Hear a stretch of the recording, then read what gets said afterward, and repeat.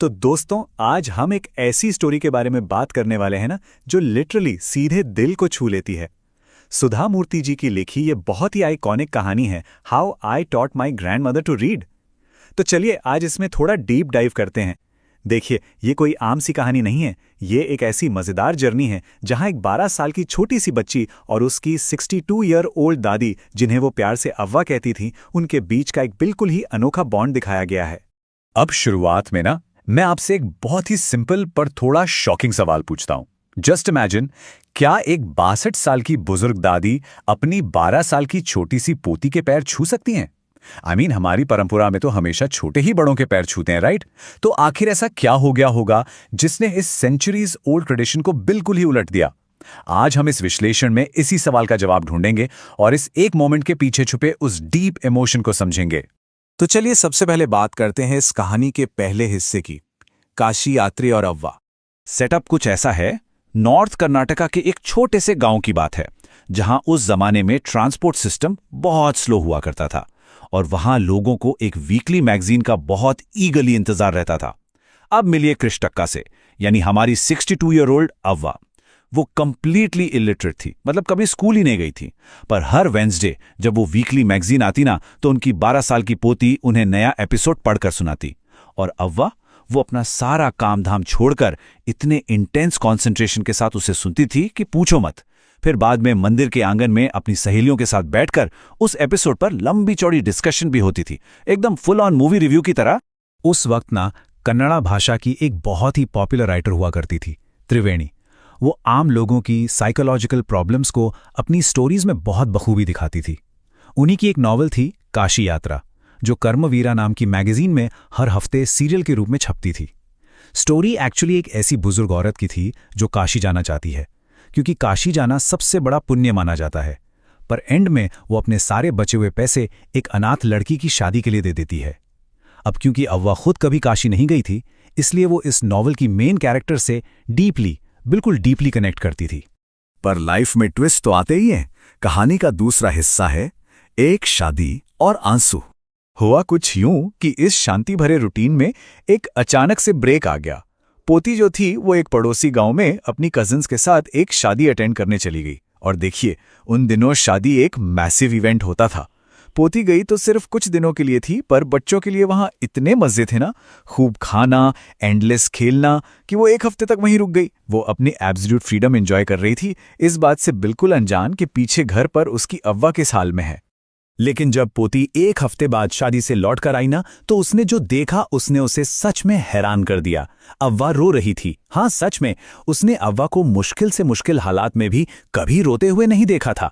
फिर अव्वा ने बताया कि जब मैगजीन आई तो उन्होंने पन्ने खोले, तस्वीरें देखी, लेकिन उन्हें पढ़ना तो आता ही नहीं था। उन्होंने डेस्परेट होकर कई बार अपने हाथ पैनों पर इस उम्मीद से फेरे कि काश वो ऐसे ही समझ जाएं कि क्या लिखा है। एक्चुअली वो गांव में किसी और से पढ़ने के लिए कहने में बहुत एम्बैरेस्ड फील कर रही थीं। उन्हें लग रहा था जैसे वो कंप्लीटली डिपेंडेंट और हेल्पलेस हो गई हैं। और अब यहां से कहानी थोड़ी इमोशनल होती है। तीसरा हिस्सा, चांदनी रात की कहानी।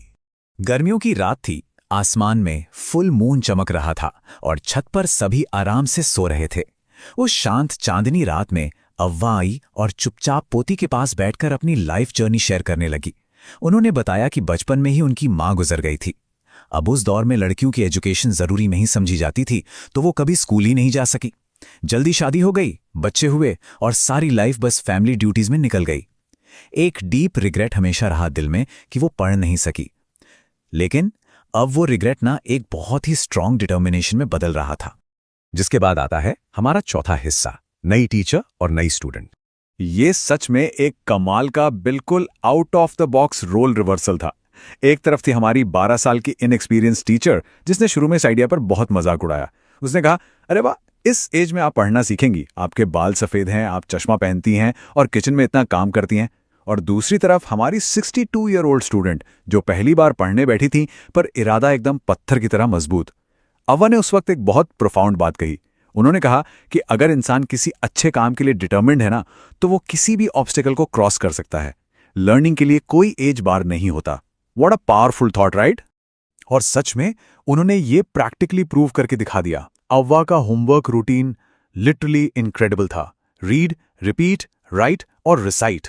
उन्होंने दशहरा के सरस्वती पूजा के दिन को अपनी डेडलाइन चुना कि भाई उस दिन तक तो उन्हें इंडिपेंडेंट रीडर बनना ही है।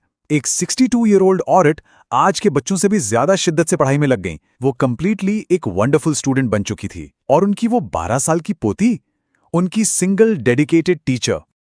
और आखिर में कहानी अपने क्लाइमैक्स पर पहुंचती है। आखिरी हिस्सा, दशहरा पर सम्मान। दशहरा का दिन आ गया। अव्वा ने पोती को पूजा की जगह पे बुलाया, उसे प्यार से एक फ्रॉक का कपड़ा गिफ्ट किया और फिर अचानक आगे झुककर उस 12 साल की पोती के पैर छू लिए।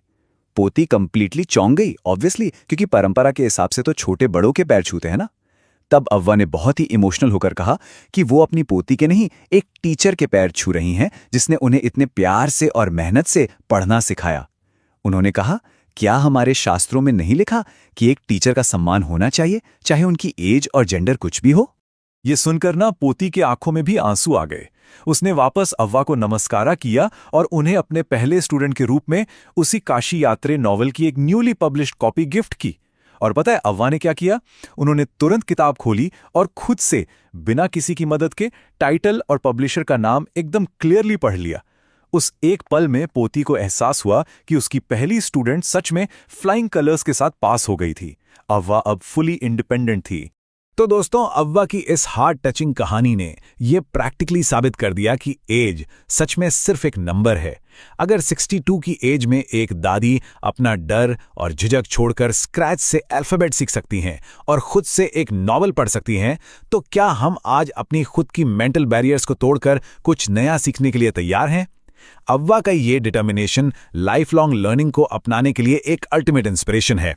इस विचार के साथ इस कहानी को अपने जहन में जरूर रखिएगा। फिर मिलेंगे।